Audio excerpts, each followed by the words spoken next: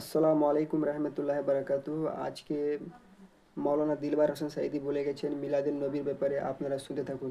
মিলাদ মানানো জায়েজ আছে কি না জায়েজ আছে, আপনারা শুনতে থাকুন ইনশাআল্লাহ। মিলাদ কি? অনেকের মতে পড়া যায়, আবার অনেকের মতে মিলাদ পড়া যায় না। অনুগ্রহ করে সঠিক ব্যাখ্যা জানাবেন। মিলাদটা রাসূলের যুগে ছিল না। মিলাদ মানে জন্ম, মৌলুদ থেকে মিলাদ। তখন এই মিলাদটা রাসূল করিম সাল্লাল্লাহু আলাইহি ওয়াসাল্লামের জন্ম বৃত্তান্ত।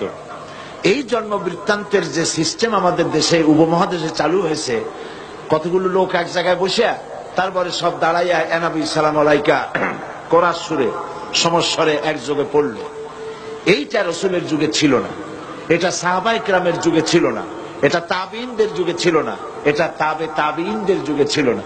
এখন আপনারা মনে করেন যে কোন জিনিসে খুব সওয়াব আছে এমন কোন জিনিসকে রাসূলুল্লাহ আমাদেরকে জানান নাই, সাহাবায়ে কেরাম আমাদের জানান নাই। আপনারা কি এই ধরনের বিশ্বাস করবেন? এরকম বিশ্বাস করবেন? যাতে সওয়াব আছে রাসূলুল্লাহ সব আমাদের জানাইছেন, সাহাবায়ে কেরাম আমাদের সব জানাইছেন। তো মিলাদে যদি সওয়াব থাকতো তো রাসূলুল্লাহ বললেন না কেন? সাহাবীদের চাইতে আমরা কি বেশি রাসূলুল্লাহকে ভালোবাসতে পারবো? জবাব দেন, পারবো?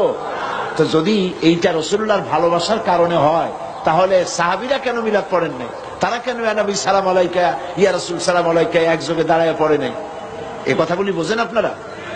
রাসূলের যুগে নাই, সাহাবীদের যুগে নাই, তাবিঈনদের যুগে নাই, তাবিঈনদের যুগে নাই। রাসূলুল্লাহর ইন্তেকালের 600 বছর পর মিলাদ আবিষ্কার হয়েছে।